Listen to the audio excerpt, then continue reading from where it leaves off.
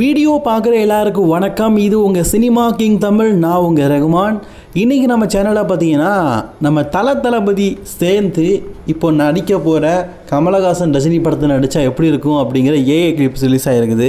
அப்புறம் நம்ம தளபதி ஃபேக்கானவர் அப்படிங்கிற ஒரு அப்டேட் கிடச்சிருக்குது. வாங்க அதெல்லாம் பற்றி வீடியோ பார்க்கலாம். மறக்காமல் தினமும் சினிமா செய்திகள் தமிழ் தெரிஞ்சுக்க சப்ஸ்கிரைப் பண்ணிக்கோங்க. இப்போ சமீபத்தில் பார்த்தீங்கன்னா சூப்பர் ஸ்டார் ரஜினிகாந்த் மற்றும் கமலஹாசன் இருவரும் சேர்ந்து நடிக்க போகிற படத்தோடைய டைட்டில் ட்ராக்கை ரிலீஸ் பண்ணியிருப்பாங்க. பாட்டும் நல்லா இருந்தது, ப்ரொமோவும் நல்லா இருந்தது. அதில் நம்ம தளபதி நடித்தா எப்படி இருக்கும் அப்படிங்கிறத போட்டிருக்கிறாங்க. அந்த கிளிப்பை பார்க்கறதுக்கே சூப்பராக இருக்குது.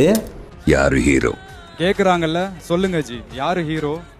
உண்மையிலேயே வேறு லெவலில் இருக்குது. அது மட்டும் இல்லாமல் பல துறையில் இப்போ தமிழ் சினிமாவில் தளபதி, அதே மாதிரி மாலிவுட்டு, இப்போ பிரதீப் ரங்கநாதன், தனுஷ், இந்த மாதிரி அதர் லாங்குவேஜ்லேயும் நம்ம தமிழ் லாங்குவேஜ்லேயும் மாறி இருக்கிற ஆக்டர்ஸ், அதாவது எதிரும் புதிருமா தளபதி மாதிரி இருக்கிற ஆக்டர்ஸ் இந்த கேரக்டரில் நடித்தா எப்படி இருக்கும் அப்படிங்கிற சில ஏஐ இமேஜும் ரிலீஸ் பண்ணியிருக்கிறாங்க. பார்க்கறதுக்கே நல்லா இருக்குது.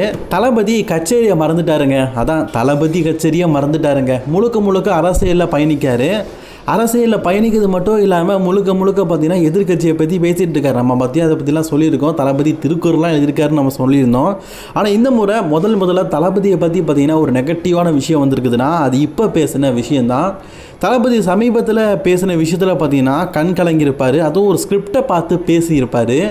இந்த மீட்டிங் முடிஞ்சதுக்கப்புறமா பார்த்தீங்கன்னா அந்த ஸ்கிரிப்டு லீக் ஆகிருக்கும். அதாவது அந்த ஸ்கிரிப்டில் என்ன பேசுறதுக்கு சொல்லியிருக்காங்கன்னா தளபதி பேசுகிறது, வைக்கிறது, அழுறது எல்லாமே அந்த ஸ்கிரிப்டில் இருக்குது. சாரி,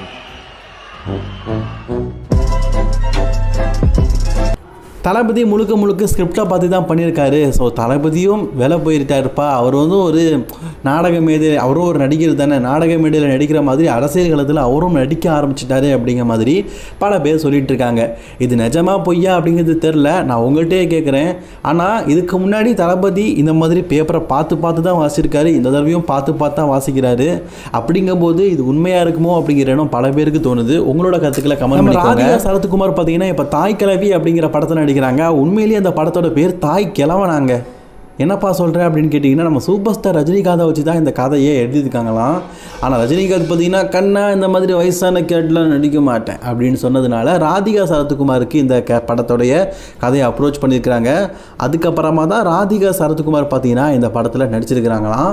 இல்லாட்டா இந்த படத்தில் சூப்பர் ஸ்டார் நடிச்சிருப்பாங்க அப்படிங்கிற அப்டேட் கிடச்சிருக்குது. இதை பற்றின உங்களோட கருத்துக்களை கமெண்ட் பண்ணிக்கோங்க. மோர் வீடியோஸ் பார்க்க சப்ஸ்கிரைப் பண்ணிக்கோங்க.